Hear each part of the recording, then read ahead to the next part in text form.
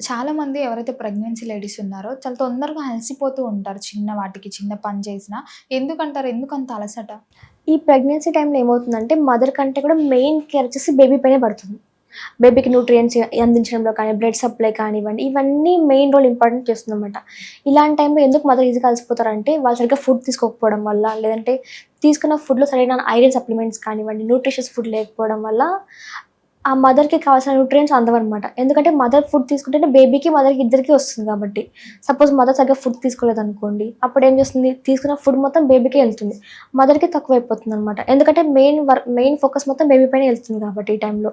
అందుకనే వాళ్ళకి నీరసంగా అనిపించడం, వర్క్ చేయలేకపోవడం, లేదంటే కాన్సంట్రేట్ లేకపోవడం, ఇవన్నీ అనిపిస్తుంది. దీంతో పాటు మెయిన్‌గా స్ట్రెస్ ఫ్యాక్టర్. ఫ్యామిలీ టెన్షన్స్ కానీ, వర్క్ ప్రెషర్ కానీ ఇలా ఎక్కువగా ఉన్నప్పుడు ఆ స్ట్రెస్ వల్ల కూడా వాళ్ళకి హార్మోనల్ ఇంబాలెన్స్ అవుతుంది.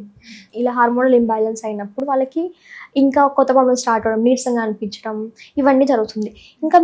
ఇంకా కొన్ని కండిషన్స్ ఎలా ఉంటదంటే ప్రెగ్నెన్సీ టైంలోనే కొన్ని డిసీజెస్ కనిపిస్తూ ఉంటాయి. హుహు. ఈ డయాబెటిస్ కానివ్వండి, ఇది గెస్టేషనల్ డయాబెటిస్ అంటుంటాం. అప్పుడే షుగర్ రావడం వాళ్ళకి, లేదంటే అప్పుడే బీపీ రావడం ఇవన్నీ కామన్‌గా ఉంటాయి ప్రెగ్నెన్సీ టైంలోనే. ఎందుకంటే వాళ్ళు సరిగ్గా ఫుడ్ తీసుకోవడం వల్ల, స్ట్రెస్ ఫ్యాక్టర్స్ వల్ల, లేదంటే ప్రాపర్‌గా ఎక్సర్సైజ్ కానివ్వండి, డైలీ లైఫ్ సరిగ్గా లేకపోవడం వల్ల ఈ డిసీజ్ అనేవి ఏర్పడుతూ ఉంటాయి. ఇంకా కొంతమంది కంటిన్యూగా కూర్చొని ఉండడం వల్ల సయాటికా పెయిన్ స్టార్ట్ అవుతుంది. సయాటికా అంటే pregnancy time and sciatica pain అంటే బ్యాక్ పెయిన్ స్టార్ట్ అవ్వడం. నార్మల్‌గా ప్రెగ్నెన్సీ టైంలో బేబీ గ్రో అవుతున్నప్పుడు స్టమక్ పైన ప్రెషర్ పడుతూ ఉంటుంది. అంటే బ్యాక్ పైన బేబీ గ్రో అయ్యే ప్రెషర్ పడుతుందనమాట.